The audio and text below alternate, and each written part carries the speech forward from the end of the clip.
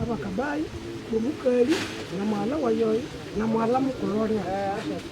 Nombre no way, and the Mukulai. Nay, and then Anya, Paria, eh, I'm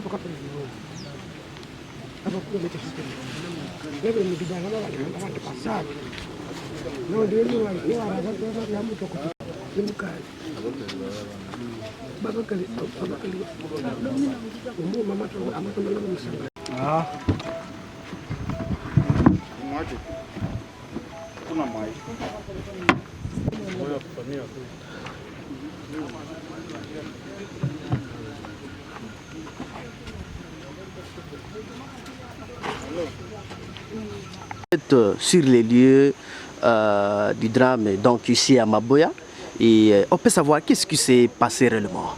Voilà, c'est encore une tristesse qui vient de frapper la localité. Pardon. Je disais que c'était une tristesse qui vient à nouveau de frapper la localité de Maboya. Nous avons toujours alerté sur ce massacre, sur ce génocide qui est en train de se passer, mais visiblement, il n'y a aucune voix partout au monde qui nous écoute. Et donc, un peu comme nous le disons très souvent, on ne sait pas encore quelle rhétorique utiliser à cette occasion pour que cette fois-ci notre voix puisse être écoutée. La fois passée, c'était l'hôpital qui a été incendié, les gens ont été tués dedans. Nous avions alerté, nous avions tout fait ce que nous pouvions faire, ce qui était à notre niveau. Alors que nous attendions à ce que les choses s'améliorent, il y a une semaine, nous avons attendu le village ici à côté. On a tué une quarantaine de personnes. De l'autre côté, le dimanche, on a tué à Kiriner, on a tué plus de 17 personnes. Et hier, la journée, alors qu'il y avait des alertes de tous les côtés, nous avons encore attendu que on venait d'égorger les gens ici à Maboya et à Mabuku. Donc nous continuons à déplorer cette situation. Et comme je le disais tantôt, on ne sait pas quelle rhétorique prendre pour que notre voix puisse être écoutée. Et on continue à se poser des questions à ce siècle où tout le monde parle presque du droit de l'homme. Est-ce que ceux qui se disent être protecteurs du droit de l'homme savent voir toutes les périphéries du monde? Est-ce qu'ils savent qu'il y a des droits de l'homme qui sont d'être sérieusement torpillés ici à Beni, où justement la mort est devenue parmi les actualités de tous les jours que nous attendons? La façon dont les gens sont égorgés, ce sont des innocents, ils ne savent rien de tout ce qui se passe, ils sont égorgés méchamment. Et nous constatons que toutes les victimes n'ont presque pas de gorge, se posent des questions. Ces parties du corps sont d'être amenées où? C'est donc une tristesse qui nous frappe et donc on ne sait pas quel langage il faut encore utiliser pour que notre voix puisse être écoutée. Mais malheureusement, c'est une situation que nous traversons, qui nous a déjà frappé. Bon, peut-être qu'il y aura dans ce monde quelqu'un qui pourra écouter notre voix et qui aura encore cet esprit humain pour dire non, cette histoire doit prendre fin. Ces autorités, c'est à elles que nous lançons cette voix pour qu'elles puissent savoir que l'autorité n'est pas dans les bureaux. L'autorité, c'est la capacité à bien protéger la communauté. Cette communauté, elle est délaissée. Cette communauté, elle est banalisée. Cette communauté est vraiment jetée au coffre de la terre comme si nous, on n'avait pas les ça humains. Comme si nous n'étions pas les humains. Où sont les droits de l'homme? Où sont ceux qui se disent qu'ils doivent protéger le peuple? Où sont ceux qui sont en train de manger beaucoup d'argent sous les motifs qu'ils protègent les droits de l'homme? C'est vraiment la tristesse. Et c'est là pendant beaucoup d'années. Est-ce qu'ils ont vraiment l'état d'écouter? Est-ce qu'ils ont vraiment l'état de suivre? Ou c'est juste par formalité qu'ils se disent qu'ils protègent les droits de l'homme? Ce sont des questions que nous continuons à nous poser. Plus de 20 000 victimes, c'est vraiment une tristesse. C'est qu'il y ait une seule voix, même au niveau international comme au niveau local, qui soit à mesure de dire non, cette histoire doit prendre fin. C'est la peur que nous vivons. Et vous imaginez, non seulement les gens qui sont des victimes, mais ces milliers, c'est aussi les milliers qui font manger la ville de Butembo. Et donc, à plus de victimes qui sont égorgées directement, imaginez combien de victimes nous allons encore enregistrer dans la ville de Butembo. Combien de victimes nous allons enregistrer dans la ville de Beni. Également, il y a beaucoup de gens qui dépendent de ces milliers ici. La terreur, c'est la terreur qui vient d'être instaurée ici. Personne ne veut plus rester ici. Où est-ce qu'ils vont partir? Où est-ce qu'ils iront vivre? Et donc, vous voyez, c'est la situation qui est en train qui est vraiment pire et on ne sait pas vraiment est-ce que c'est dans un rêve où nous vivons réellement. C'est vraiment une tristesse profonde. Nous espérons que peut-être dans le monde entier, peut-être qu'il y aura une voix qui a encore cet esprit humain, une voix qui a encore cette conscience qui se dit non, celui-là me ressemble, il faut qu'il ait la même dignité que ce que moi j'ai. C'est vraiment une tristesse. Oui, alors, comment se comporte la population maintenant à Maboya, à Mundiba, et donc dans ce village où les terroristes ont des fois encore massacré de nouveau? Comme vous pouvez le voir, c'est une désolation totale. Vraiment, on ne sait même pas quoi dire par rapport à cette situation. Il nous arrive de trouver des arguments par rapport à des circonstances qui nous arrivent, mais à certaines circonstances, on ne sait pas quoi dire. C'est la tristesse profonde. Tout le monde est désolé, tout le monde, on est vraiment fatigué de cette vie. On voulait bien que ça puisse tourner l'histoire de notre vie, qu'on puisse peut-être quitter ce monde et aller ailleurs où nous n'aurons plus à observer cette situation. Franchement, ça fait vraiment mal. Quand vous voyez les corps, comment on les place même dans la salle de mort, c'est vraiment de la tristesse. Vous imaginez, les gens sont en train de dormir à même le sol toute une nuit, alors que c'est vraiment la tristesse. Oui, Léo, c'est Akilmal toujours avec vous. Comment vous analysez le comportement de nos forces armées, surtout dans cette région où l'ennemi continue à circuler presque librement? Les forces armées, comme on le dit souvent, ont une mission, protéger la communauté, et c'est bien. Mais on a égorgé pour la première fois, la deuxième fois, la troisième fois. On n'a même pas écouté un seul ennemi être anéanti. On n'a même pas écouté une seule communauté être protégée. Nous lançons les appels, puisque généralement, lorsque les ADF égorgent, il y a des mouvements suspects. Et on ne manque jamais à alerter. Et à principe, nous, en tant que citoyens, on devrait que se limiter à ces alertes là-bas. Mais malheureusement, à dépit de toutes les alertes que nous lançons, il n'y a jamais de dispositif pour que non, il faut qu'on protège cette communauté. Nous, on vient constater que les gens sont décédés. De la même façon, les autorités viennent constater que les gens sont décédés. On se dit finalement, ils nous protègent ou ils sont dans un théâtre. C'est la grande question que nous nous posons. Parce qu'on devrait quand même les reconnaître dans leur capacité à nous protéger. Pas dans leur capacité à porter, pas dans leur façon à porter les technos, à porter les armes. Mais savoir quand même nous protéger. Quelque chose que nous n'avons jamais observé. Vous imaginez, hier, on égorge les gens en pleine journée. Et est-il que l'ennemi a fait plus de 3 heures dans ces milliers-là? Les autorités ont été alertées. Est-il que encore l'ennemi a même préparé le repas, il a mangé, alors qu'il venait d'égorger les gens? Dans un milieu où il y a justement ces autorités-là dont vous parlez, quelle analyse vous pouvez vous-même porter?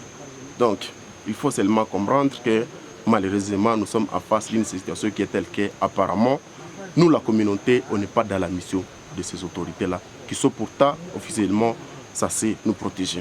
On n'est pas apparemment dans leur mission. La même chose, nous avons attendu que l'ennemi était en train de contourner, mais nous sommes arrivés, nous sentons qu'il n'y a même pas un dispositif pour dire qu'il faut qu'on poursuive l'ennemi. Il est en train de circuler dans la forêt librement, il n'a aucune pression, il est libre et partout où il passe, il égorge comme il veut sans être inquiété. Là, qu'est-ce que je peux répondre par rapport à cette question de dire qu'est-ce que nous avons comme point de vue vis-à-vis de nos autorités? C'est très simple. On ne sait pas qu'est-ce qu'il faut. Puisque nous, dans ce que nous attendions d'elles, disons d'elles plutôt les autorités, on ne voit absolument rien. C'est donc clair que nous ne sommes pas dans leur mission et que peut-être les militaires ou les autorités qui devront nous protéger ont une autre mission que la mission de nous protéger. C'est très simple. Oui, avez-vous un message particulier face aux jeunes garçons et également face au gouvernement et aux Congolais qui vous suivent dans la diaspora? Vous imaginez, je voulais d'abord donner un message particulier aux jeunes d'ici, localement, avec lesquels nous vivons. Ce qui est vrai, nous paraissons comme des faibles. Mais la méthode qu'utilise l'ennemi, c'est vraiment du terrorisme. Vous imaginez, vous rencontrez quelqu'un, on a déchiré toute la tête. On a coupé la tête, on a déchiré tout le corps avec la machette. Ça vous crée une peur inimaginable. Vous avez une peur, vous tremblotez vous-même. Ce qui anéantit d'une certaine façon la petite force que nous pouvons avoir. Mais à depuis de cela, je me dis, tellement que nous venons de constater ou que nous avons déjà constaté que malheureusement, est-il que les autorités n'ont pas notre protection dans leur mission, nous n'aurons pas notre choix que de nous liguer, que de nous mettre en force, puisque c'est aussi mal, ou permettez les termes ridicules, de rester dans la peur et attendre qu'on soit égorgé demain ou après-demain. Je pense que c'est très important qu'on soit plutôt égorgé en train de faire quelque chose pour essayer d'empêcher celui qui nous égorge. Moi, je pense que les jeunes d'ici localement devront se liguer, voir qu'est-ce qui doit être fait. Parce que moi, comme je suis en train de le dire très souvent, à constater par exemple que les autorités ne sont pas capables de nous protéger, nous ne devons pas arrêter notre réflexion là-bas. Nous devons aller au-delà. Si les autorités ne sont pas capables de nous sécuriser, qu'est-ce que nous devons faire pour notre propre sécurité, pour notre propre survie? Voilà, et puis là, nous devons orienter la réflexion. Et c'est très simple. Nous devons nous liguer, nous devons conseiller notre force personnelle, essayer de voir comment nous allons survivre à cette situation. Deuxièmement, ce sont les jeunes qui ne vivent pas ici, qui sont ailleurs. Puisque la guerre, elle n'est pas seulement physique. La guerre, elle peut se passer aussi au point de vue médiatique, un peu comme ce que vous faites. Parce qu'il doit poster ces messages au-delà des frontières de ce pays. C'est ridicule qu'il y ait quand même certaines provinces de ce pays qui ne soient pas au courant de ce qui se passe ici à Beni. Le jour où j'ai été scandalé de poser un ami qui était venu de l'autre province, de savoir qu'est-ce que vous avez comme idée sur ce qui se passe. Nous, on ne connaît rien. D'ailleurs, on nous apprend que c'est une histoire qui ne vous engage que vous-même. Donc, vous voyez que c'est très ridicule, puisque même s'ils peuvent écouter des messages comme ça, quand même, la question devrait être approfondie dans le sens. Pourquoi, par exemple, si l'on peut être d'accord que c'est ça, ce qui se passe, pourquoi ça se passe comme ça? Essayer d'approfondir la réflexion. Donc, dans ce sens, moi, je pense qu'il faut quitter ce qui est dit et entrer dans la profondeur et avoir le courage de le dénoncer. Parce que c'est vrai, ils ne peuvent pas venir ici physiquement, mais ils peuvent le faire à travers des manifestations, à travers des dénonciations, partout où ils sont, et c'est de démontrer que ça ne va pas là-bas. Tout le monde doit se liguer, tout le monde doit mettre son effort, tout le monde doit mener son bois pour que les feux puissent brûler très haut. Sinon, c'est le pays qui est en train de partir, et d'une manière la plus atroce qu'on n'a jamais connue. Nous attendions que pendant la colonisation, on portait les gens, on les amenait aux États-Unis. Apparemment, c'était une bonne période par rapport à ce que nous traversons. Parce qu'au moins, ils ne pouvaient pas voir les êtres égorgés de cette façon. Ils ne pouvaient pas voir les têtes des êtres découpées. Ils ne pouvaient pas voir les ventres de leur maman être déchirés. Mais nous, ce que nous voyons, c'est vraiment de la tristesse. C'est au-delà de la colonisation, c'est au-delà de la traite des Noirs que nous lisons souvent dans des livres. C'est donc autant d'énergie que les gens développent contre cette traite des Noirs, contre cette colonisation, autant cette énergie doit être développée pour essayer de barrer la route à cette situation atroce que nous traversons ici à Beni, ici à Maboya, ici à l'Est. Oui, Léos Kilimali, vous êtes jeune de l'Est et en tout cas, vous êtes en train de traverser un moment très difficile dans votre vie. Si on vous demandait de donner conseil au chef de l'État qui est les garants donc, de la nation, qu'est-ce que vous donnerez comme conseil au chef de l'État, monsieur? Dans notre langage, dans notre langue locale, on a toujours dit que les chefs, ce sont d'abord les hommes. S'il faut que j'élargisse l'idée, les chefs, c'est d'abord la population. Il n'y a pas de chef sans la population. Moi, la grande question que je me pose, qu'est-ce que les autorités, ou disons, qu'est-ce que les chefs de l'État passent dans ce fauteuil lorsqu'ils se mettent, ils s'assoient, qu'est-ce qu'ils passent sur la situation qui se passe ici à l'Est? Quand ils voient les corps, quand ils voient même les enfants de moins d'1 année, même les bébés être tués méchamment, les bébés qui ne connaissent rien de ce monde, on les tue très méchamment. Et quand ils voient une photo comme celle-là, qu'est-ce qu'ils passent? Moi, je me dis, à sa place, j'allais tout simplement abandonner. Ou peut-être faire quelque chose de très important, parce que ça ne devrait pas se passer comme ça. Vous voyez, par exemple, la fois passée, on lui a posé la question, est-ce que vous êtes au courant de ce qui se passe ici? Il dit, je n'étais pas au courant. Moi, je me dis, c'est quoi ça? On égorge autant de personnes dans votre pays, vous n'êtes pas au courant. Alors que souvent, lorsque nous apprenons par exemple qu'il y a eu des petits terrorismes, je parle de petits terrorismes parce que c'est rien par rapport à ce que nous traversons ici. Mais je ne néglige pas cette situation. Mais à comparaison à ce que nous vivons, c'est vraiment vivable. Nous pensons que c'est vraiment vivable. Les chefs de l'État et même nos autorités ne manquent jamais à présenter les messages de condoléances. Et pourtant, nous aussi, leur propre communauté, nous qui sommes appréciés sous leur première responsabilité, ne disent rien. Moi, je pense que les chefs de l'État devraient revoir sa méthode. La communauté ne peut pas être considérée comme ça et continuer à s'appeler chef. C'est vraiment triste. Est-ce qu'ils ont encore ce cœur humain pour voir cette situation que la population doit traverser? Comment on peut se dire que moi, je suis responsable de là-bas et on ne fait rien? On a quand même le courage de le dire. Moi, je pense que c'est la tristesse. Et je continue à me poser la question, est-ce que la conscience existe encore? Cette conscience qui dit que nous devons faire le bien. Cette conscience qui dit que nous avons une responsabilité vis-à-vis des autres. Cette conscience qui dit celui qui souffre, c'est mon image qui est en train de souffrir. Je pense que les autorités, principalement les chefs de l'État, devraient considérer cette situation comme si c'est lui-même qui l'a traversée. Comme si c'est sa maman qui était égorgée comme ça. Comme si c'est son fils, comme si c'est son frère qui était égorgé comme ça. Et s'asseoir et réfléchir sérieusement. C'est ce qu'il devrait commencer à faire. Parce que si jamais vous ne réfléchissez pas dans cette optique, vous allez voir comme si c'est de la fiction, comme si c'est du théâtre. Et pourtant, c'est la réalité. Mais vous venez de voir les corps. Et même depuis hier jusqu'à maintenant, il n'y a même pas un seul dispositif pour dire protéger ce corps dignement. Ils sont sur le sol, sur les feuilles, vous imaginez, dans un pays comme le nôtre. C'est vraiment de la tristesse. Et donc, en s'appelant autorité, certes, je ne les condamne pas, mais qu'ils réfléchissent encore une fois sur ce que cela implique. Parce qu'on devient autorité si on est capable d'assumer cette autorité-là. Mais sinon, on n'est rien. Et ce que nous traversons, c'est déjà une circonstance très éloquente pour dire ces gens sont vraiment des autorités ou pas. Je ne vais pas donner une conclusion. Mais la situation elle-même peut conclure.